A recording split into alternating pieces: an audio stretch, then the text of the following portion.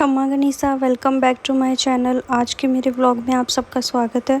तो देखिए, मौसम बहुत अच्छा हो रहा है। 2 दिन बारिश हुई थी, बहुत तेज़ बारिश हुई थी, उसके बाद धूप आ गई थी और आज फिर से मौसम बारिश का हो रहा है। और ये हमारे आगे की सड़क है, जो देख सकते हैं आपकी कितनी भयंकर ख़राब हो रखी है। पूरा पानी भरा हुआ है यहाँ पे। और मैंने व्लॉग की शुरुआत की है आज त्रिशिका से। उसको नहलाने के लिए आंटी आई हुई हैं, वो उसकी मालिश कर रहे हैं और उसको रेडी कर रहे हैं। आज मुझे उसको जल्दी रेडी करवाना था, क्योंकि आज हम मंदिर जाने वाले थे। उसको मुझे आज मंदिर ले जाके और उसके बालाजी की ढोक लगवानी थी, क्योंकि मुझे 1.25 महीना हो गया है और अब आगे श्राद्ध आने वाले हैं और फिर नवरात्र आ जाएंगे। तो ऐसे टाइम में अभी जैसे हम मंदिर जा आएंगे तो वो ठीक रहेगा, फिर बाद में हम बाहर नहीं निकल सकते, इसलिए हम दोनों को मंदिर में ढोक लगानी थी। तो आज शनिवार था और आज ही जाना ज़रूरी था, क्योंकि कल फिर से चंद्र ग्रहण है शायद, तो फिर कल वापस बाहर नहीं निकल सकते। तो उसको मैंने रेडी करवा दिया था और उसके बाद फिर मैं भी नहा धो के तैयार हो गई थी और मम्मी भी रेडी हो गए थे। हम जाने के लिए रेडी हुए। तो हमारे यहाँ पीछे ही मंदिर है। तो ये हमारे कॉलोनी के पीछे वाली कॉलोनी है, जिसमें ये मंदिर है शिव जी का। और ये मम्मा त्रिशिका को ढोक लगा रहे थे शिव जी के।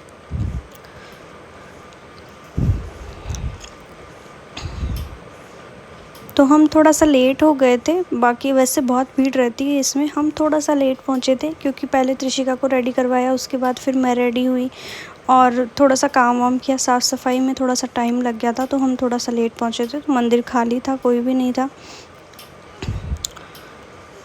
फिर मैंने और त्रिशिका ने दोनों ने साथ में मिल के ढोक लगाई। तो मैं तो जब राजपूती वेश पहनती हूँ, मुझसे त्रिशिका संभाली नहीं जाती बिल्कुल भी, क्योंकि मैं अपने कपड़े संभालूँ या उसको संभालूँ तो मैं थोड़ी सी अनकंफर्टेबल हो जाती हूँ। तो वैसे तो मैं रोज़ाना सुबह थोड़ा लेट उठती हूँ, लेकिन आज मैं जल्दी उठ गई थी, क्योंकि मुझे मंदिर आना था और त्रिशिका को ढोक लगानी थी मंदिर में। क्योंकि आप सभी जानते हैं कि जब एक औरत माँ बन जाती है तो फिर उसके लिए उसके बच्चे से ज़्यादा इम्पॉर्टेंट और कुछ भी नहीं होता है। तो मेरे लिए भी मेरी त्रिशिका से इम्पॉर्टेंट आज कुछ भी नहीं है। अगर मुझसे कोई पूछे कि मेरी लाइफ में सबसे ज़्यादा इम्पॉर्टेंट कौन है, तो वो मेरी त्रिशिका है और यही मेरे लिए फ़र्स्ट प्रायोरिटी पे है। तो इसके लिए तो मैं कुछ भी कर सकती हूँ और करना भी चाहिए। आप सभी जानते हैं कि जो बेटियां होती है वो बहुत ही सौभाग्य से मिलती है। बेटा तो भाग्य से मिलता है, लेकिन बेटियां सौभाग्य से मिलती है। इसलिए जिनके बेटियां नहीं होती है उनसे हमें पूछना चाहिए। तो मैं अपने आप को बहुत ही खुशकिस्मत समझती हूँ कि भगवान ने मुझे इस लायक समझा कि त्रिशिका मेरी लाइफ में आई है। और बहुत ही क्यूट है मेरी त्रिशिका, इतनी क्यूट है, बहुत ही सीधी है। हालांकि रोती है, लेकिन जब भूख लगती है सिर्फ तभी रोती है, या उसको कोई प्रॉब्लम होती है तो ही वो रोती है। बाकी वो कभी भी मुझे परेशान नहीं करती है। और पहले भी 9 महीने तक मुझे बिल्कुल भी त्रिशिका ने परेशान नहीं किया। तो मेरे लिए तो मेरी बेटी बहुत ही ज़्यादा स्पेशल है और सबसे ज़्यादा इम्पॉर्टेंट है।